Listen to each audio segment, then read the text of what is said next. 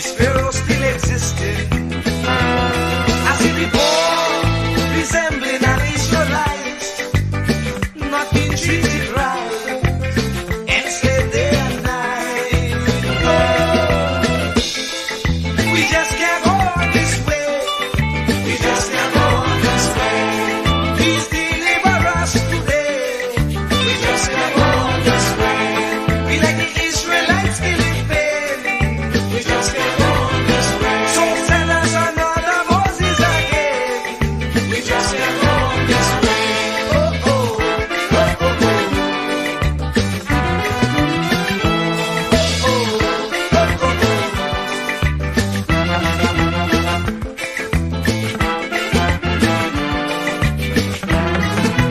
Lord, look around, you'll see the Pharaoh mentality ruling universally. Leaders promoting their ego, being a modern Pharaoh, tyrannies they manifest. We just can't go on this way. We just can't go on this way. Please deliver us today. We just can't go on this way. Time to make them oppressors pay. We just can't go on this way. So we children could see their way. We just can't go on this way. Oh, oh, oh, oh, oh. No, no, no, no, no.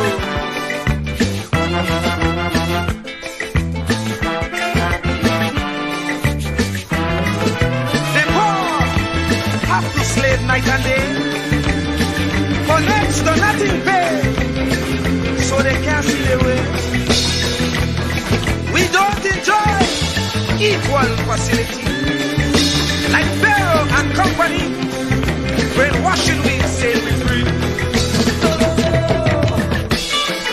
We just can't go on this way.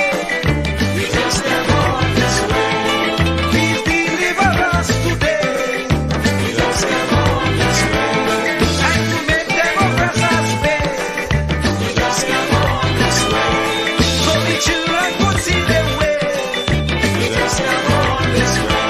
Oh, oh, oh, oh, oh.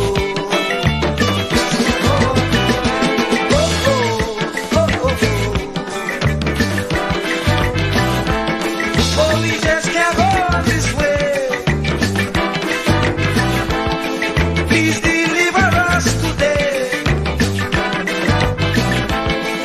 We just can't go on this way. We just can't go on. We just can't go on this way. No, we just can't go on. We just can't go on this way. No, we just can't go on. We just can't go on this way. No, we just can't go on. Oh Lord, why Lord must we suffer like this? You said that you would take care of the poor, just like you did in Egypt. When Pharaoh had the Israelites in bondage, you delivered them. But here again, we are in the same khaki pants. We just can't go on this way. We have those modern Pharaohs who oppress the poor, who represents Israel. They confuse us with so much lies. Not even thinking that we will realize. And if we criticize, we could be ostracized. We don't know who to trust. That's why I say, Lord, please listen to this prayer that comes from the poor. Please send us another Moses again. Oh, we just can't go on this way. Please deliver us today. Time to make them oppressors pay. So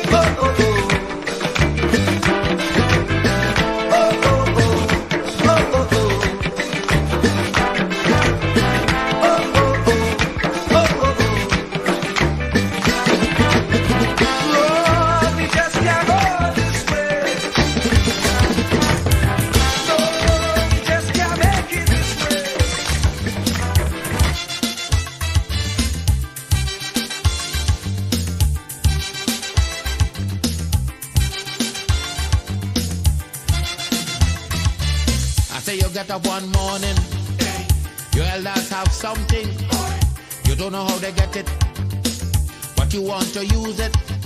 But if you ask them old people to get the things what they went through, ask them this any day, and your parents sure to say, black man have to keep on jamming, for black man to get a little something. Make up your mind, brother, that you're able to get a pulley and jam with the devil. Why? Black man have to keep on jamming, for black man to get a little something. Make up your mind, brother, that you're ready to swim offshore and hold your boat steady. Black man have to keep on jamming, for black man to get a little something. So when you hear you get a little something with that dragon, now you keep watching, because I don't tell you already. Black man do get nothing easy.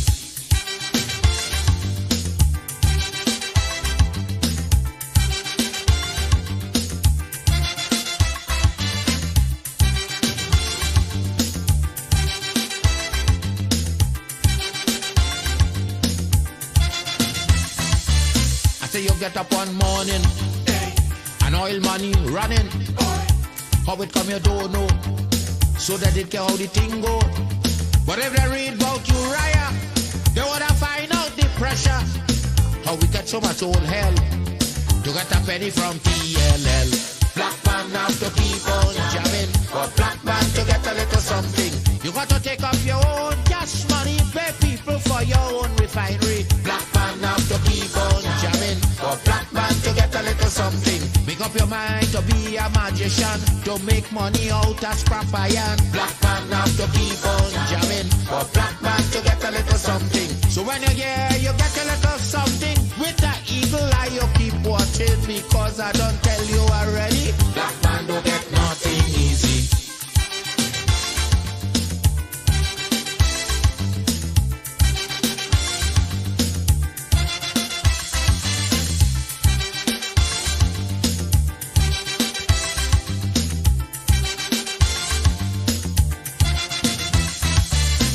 We get up one morning, independence happening, getting the thing come easy. Now they're taking liberty, but if they know about petition, we are to send to England for some woman to tell we in this colony free. Black man have to keep on jamming, for black man to get a little something. You got to go to conference in England to get independence in your own land. Black man have to keep on jamming, for black man to get a little something.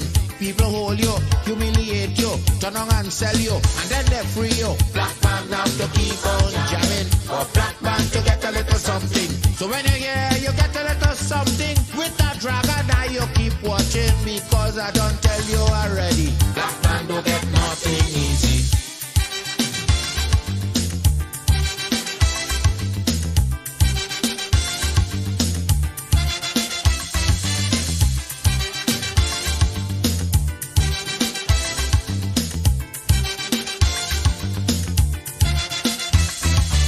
So when a black man gets something, he got to start thinking. You get it easy. You got to practice economy. From getting licked from the slave master to become the landowner. Brother, it's a terrible journey, back with plenty brutality. Black man have to keep on jamming, for black man to get a little something. You got to rise up, you got to stand up. Pick up your mind, you will always stay on top. Black man have to keep on jamming, for black man to get a little something. You got to go to conference in England to get independence in your own land. Black man have to keep on jamming, for black man to get a little something. You got to take up your own cash money, pay people for your own refinery. Black man have to keep on jamming, for black man to get a little something. Make up your mind to be a magician, to make money out of scrap iron. Black man have to keep on jamming.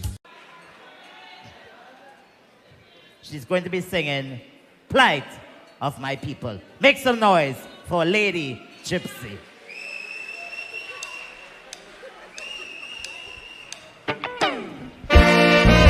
No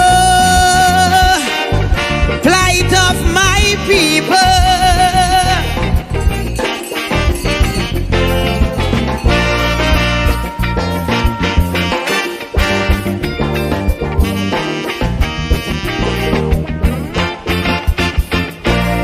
much a one thing good for nothing. Too much a good thing never enough. I don't know why my black people cannot see. No party never care about we. Every election we so devoted. How we love up we PNM. As soon as election come and go, it's only problem after problem. How could we cope? Man lost their hope. I ain't seeing no solution. Every time PNM come in power, it takes a toll on black man. I don't want to sound like a racist, but this is what I can see. They just take care of the race, but they damn well know they have we. I want to ring me bell, wake up Eric Williams. Tell him the party found him PNM needed immediate attention. Ring me bell, wake up Mother Cornhawks. Tell she to cast a spell on we party, it's not what it used to be. I ring my bell, ring my bell. I ring my bell down there.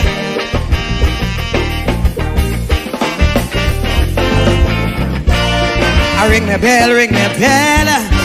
I ring my bell down there. This thing is becoming out of hand. It's time this damn nonsense stop. If you don't sing a PNM song, from Skinner Park you'll be dropped. Calypsonian could have sing what they want. We were the spokesman for the people. Eric Duffy, Chambers Dunphy. When Kamala drunk, how she like to pee. Calypsonian, no, that's no way to go. Too much happening in we country. All this killing spree, young woman body, but only about PNM you could sing. All them songs playing on the radio, all you singing with Kamala do. But when PNM do a wrong thing, I ain't hearing a word from you. I want to ring my bell, wake up Mother Carcel. Every Monday she preach on WAC radio and is the biggest critic of Calypso. Ring my bell for Patsy and Joni. I want them two cultural lovers to know not only PNM song is Calypso. I ring my bell, ring my bell. I ring my bell down there.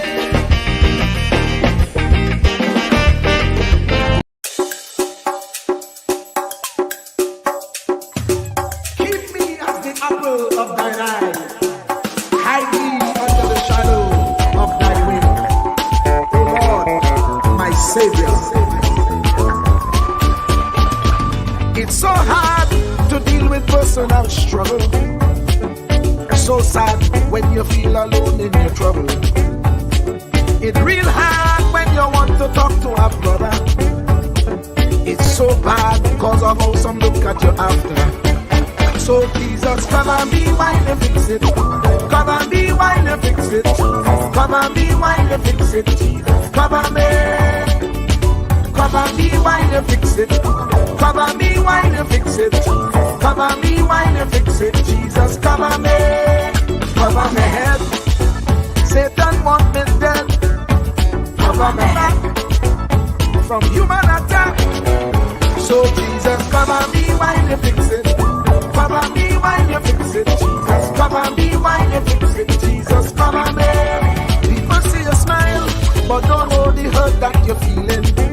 Even as God's child, at times your heart does be bleeding. Where can you go when you're really looking for healing? Who know how to flow when your soul needs some restoring? So Jesus, come and be while you fix it. Come and be while you fix it. Come and be while you fix it. Jesus, come and be. Come and be while you fix it. Come and be while you fix it. Come and be while you fix it. Jesus, come and be. Cover me home from evils unknown. Cover my feet so I'll never retreat. Oh Lord, come and be while you fix it. Come and be while you fix it. Come and be while you fix it. Jesus, come and be.